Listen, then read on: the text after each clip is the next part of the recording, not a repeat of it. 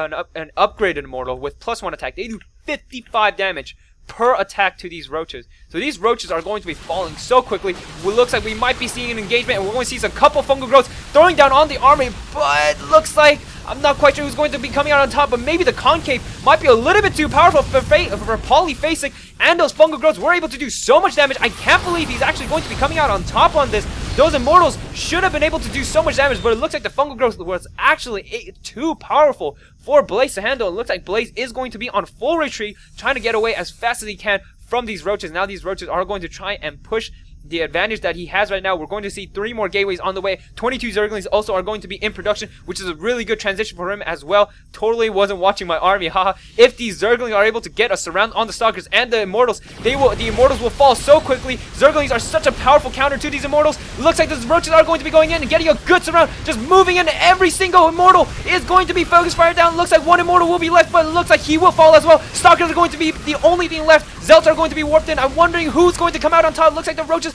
might be just be too powerful for Blaze to handle, and Blaze is going to be blinking back with his Stalkers, trying to do as much damage as he can, trying to conserve as much of his army units as he can, but I feel like there's just going to be too many reinforcing links on the way for Polyphasic. Polyphasic is going to be in the mineral line of Blaze, but the Blaze does have a cannon in place, and a lot of Zelts are going to be warping in to deal with these Zerglings. A couple Stalkers are going to be blinking back so they don't get completely surrounded by the Zerglings. Will he be able to hold in this situation? It looks like he actually was able to push back Polyphasic.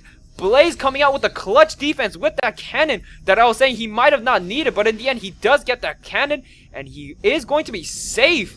Wow, I'm actually surprised that he was actually able to hold off with such an amazing defense, using those Zealots to come out at the perfect moment, kill off all the Zerglings, using that blink micro to make sure his Stalkers don't get completely surrounded. And as of now, he was actually able to get this third base up and running. For a second I was about to say, you know, it was probably the fault of getting that third base up so greedily that he might be falling to this attack, but in the end he was actually able to survive. And if we look at the units lost tab, yes, Blaze is going to be a bit behind, but he's still in a pretty okay situation as of right now. But we're going to see a lot of infestors out if he's able to get some good chain fungal growth on top of this army, and it's grouped up perfectly for the fungal growth. Woo! Blaze is going to move that army back. If those fungal growths were going on top of that army, his army would have been done for. But good thing that Blaze was able to see that. But as of right now, we're going to see some couple burrowed infestors making their way, and I'm not quite sure if I see an observer out. Oh, there's the observer! Clutch observer will mean that he was able to snipe off 2 of the infestors. Down goes those 2. That's a lot of gas wasted. So really clutch with that observer. We're also going to be seeing a war prism. Is he going to be doing some sort of special tactics with this war prism? Not really quite sure. He hasn't picked up any units yet. Maybe he's just going to open up as a flower in the main base of Polyphasic and try to warp in as many units as possible. Fungal growth is barely going on top of 2 Stalkers, so a bit of a waste, but looks like we're going to see another fungal growth on top of this army. One here as well. Fungal growth dropping down all over the place. Looks like we're also going to see infested Terrans being thrown down as well by Polyphasic. He's going to try and push this as best he can, but there's also going to be a lot of Immortals. Once again, will these Immortals be enough to try and do as much damage as possible? War Prison is going to be making its way into the main of Polyphasic by the looks of it. Does Polyphasic know about this? I don't think so. He might not be prepared for any sort of drop, but it looks like Polyphasic is going to try and make his way into the third of Blaze, and Blaze is completely caught out of the position, and looks like a lot of the links are going to be going through a probe massacre. They're going to do their best to snipe off every single probe, and a lot of probes are going to be falling at this point. And the infestors are going to back off, trying to be a little bit safe and trying to make sure he doesn't lose all those infestors. Now the Zealots are going to be charging in without charge into these roaches.